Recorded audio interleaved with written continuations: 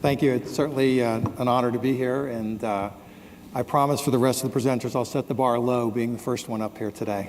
So I'd like to spend a few minutes, I think we have roughly about 5-6 minutes, talking to you about AlienVault. And the thing I will tell you, it's the first company I've worked for where my children are actually proud to maybe wear a t-shirt with the logo, because we do have a very cool logo and company name. We are in the security space, which we'll talk a little bit more. And I actually work in the area of business development for AlienVault, which involves technology partnerships, as well as working with some of our larger customers. And I've been at AlienVault about a year and a half, so I'll give you a good perspective on what we're up to. So we are in the security software market. It's a very big market. I guess the reference, I got a letter from Anthem over the weekend as well. We use Anthem for our healthcare provider, but it's a big market, it's growing. There's a lot of different pieces of the security market, and I'll tell you a little bit about how we fit into that. But despite all the spending, which is a problem, I think, for people making security products, on the right-hand side of the chart, we're still seeing a lot of breaches. So despite the billions and billions of dollars that are being spent, the bad guys are still getting in. So the industry is doing a lot to kind of work on this phenomena. And you'll see in a second where we focus is an area where we call the detection market, which we think is very important. So just a little bit of history here. You know, for the longest time, what people did in security was they built a perimeter around their business. Think of that, if you want to use the analogy of your house, you might have a locked fence or locks on your door or bars on your window. So in the sort of computer infrastructure world, people bought firewalls and other devices with the goal of keeping the bad guy out. So if the bad guy tried to get into your business, these devices were designed to look at the network traffic and stop them in their tracks, literally. But what's happened is the attackers have gotten much more sophisticated, and when you combine that with people inside the company sometimes doing bad things, people still get in. That's why Anthem and Target and JP Morgan have problems. I mean, these companies have invested billions of dollars in keeping the bad guys out, yet the bad guys still get in. So a couple quotes here, and so what's happened now is people are still spending the money on the keeping the bad guys out, but there's now more emphasis on saying, okay, if the bad guys get in, what can we do about figuring out sooner rather than later that they're in and stopping them there? And that's kind of what we focus on at AlienVault. So you can think about the security industry broadly as in three pieces: people that focus on prevention or keeping the bad guys out, people that focus on detection, which is figuring out once the bad guys have gotten in, what do you do about it? And then there's the response, which is, okay, you found a bad guy inside, how do we fix or remediate the solution? So we very much focus on the detection side. And just to complete the analogy of the house, you can think about if you've got your fences, your locks, your bars on your windows, yet somebody gets in, what our software does is try to detect, okay, is somebody playing with maybe the combination lock on your safe? Is somebody opening a drawer they shouldn't be opening? So we're kind of that motion detector inside the house.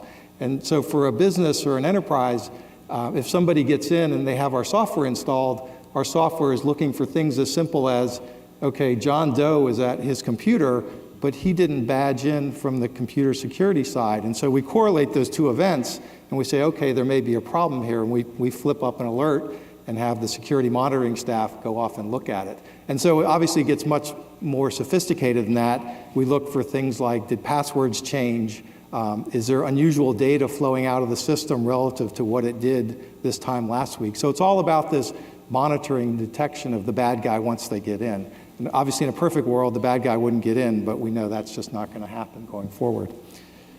The other thing that's interesting about our company is that on the left-hand side, the Fortune 1000, they're the ones spending these billions of dollars, and they've got the ability to buy every security software product under the sun, and also hire professional services staff to put it all together and build kind of the best internal security system possible. The mid-market customer doesn't have that luxury. They don't have big security staffs. They can't go out and spend the money on buying a lot of products and stitching them all together. So the uniqueness of what AlienVault does and why we're seeing success in the market is we target our solution at the mid-market. And so we put a lot of functionality together, we stitch it all together, we make it very easy to use and deploy, very nice graphical user interface, so that the mid-market now has an affordable solution. It's almost like security for the little guy in terms of what the big guy does. So that's really kind of how we focus the business today. Just a little bit about the company. We are obviously based here in San Mateo in the Crossroads buildings up here right at 92 and 101. We also have offices in Austin, Texas, and a couple offices in Europe. We're about 200 people now. This time last year we were about 100, so a lot of good growth. We'll probably be looking for more real estate here shortly.